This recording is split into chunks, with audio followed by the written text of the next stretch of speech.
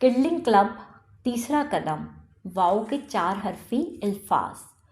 प्यारे बच्चों, अब तक आपने सीखा कि हम कैसे अरकान साजी की मदद से वाओ के 3 हरफी अल्फाज पढ़ और लिख सकते हैं, और आज हम सीखेंगे कि हम कैसे वाओ के 4 हरफी अल्फाज बना सकते हैं। तो क्या आप तैयार हैं?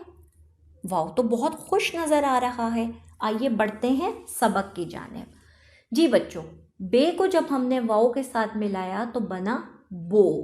रे को जब अलिफ के साथ मिलाया था तो क्या बना था? रा। और अब अगर हम इन दोनों रुकनों को जोड़ दें, अरकान को जोड़ दें, तो क्या बनेगा? बो रा। बो या। पो दा। तो ड़ा। तो ला। टो का। जो ड़ा। रो का।